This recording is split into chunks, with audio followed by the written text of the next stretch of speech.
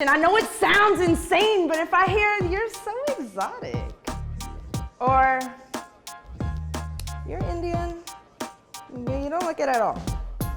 Or fire from my poetry comes from this knowledge of my history.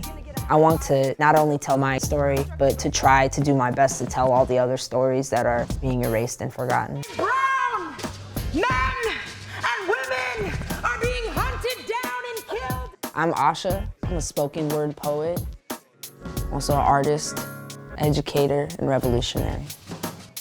I'm a very introspective person, pretty introverted, but if someone's giving me the opportunity to be on the mic and take up space, I'm gonna take up space. I grew up ashamed of my culture, masking curry smells with hamburger on the grill until I realized the hypocrisy and got to know my family ethnicity history. Oftentimes, what I'm trying to say is much bigger than me. She walked, knowing her body, her very existence is perceived as a threat, knowing that her indigenous skin has had to justify its claim to be deserving of a home. This is in London. I'm just like all snuggled up to my mom. This is me and my great-grandmother. My family is from West India. Because of British imperialism, my mother, her parents, and their parents were all born in East Africa. British imperialists used low-caste Indians to build the East African Railroad. Idi Amin came into power and started the Africa for Africans campaign. So my mother and her family were then forced into refugee camps in England. And then my mom, when she was 17, she was told you were gonna be sent to America. In 6th grade, this is like little Asha flipping through the textbook, and all of a sudden I see this image and my family name is there, Sudra.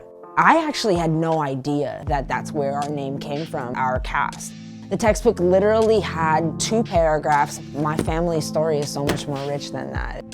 Colonized, displaced, but still rooted in ancestral soil. She spoke, knowing others would have to stop speaking for her. Writing poetry, I'm taking these things that have hurt or harmed us from the past and learning from them. Okay, so here's part of it. My great-grandmother, she had tattoos all over her body.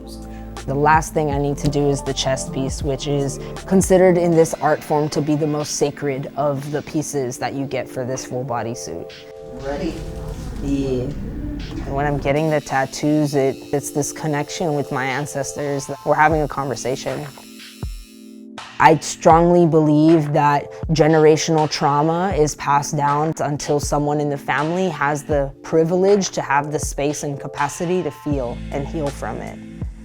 I think I'm that person in my family. Let's talk about white supremacy. What does that mean, or what was that philosophy?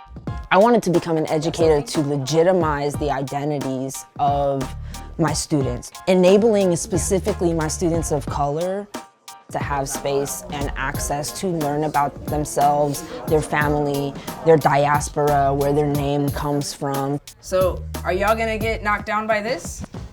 No. We are resilient. We keep going, right? Artists in society have always been the ones that challenge societal norms. I'm not a different person when I'm performing a poem than when I'm in the classroom with kids or when I'm creating a piece of art. If the revolution starts today, what are you gonna do? I'm calling on you to speak up. We have to. Find your story, find your history. No one will speak for us. What the ignorant always fail to recognize is that the most romantic are always the most revolutionary. Thanks, y'all. I love you.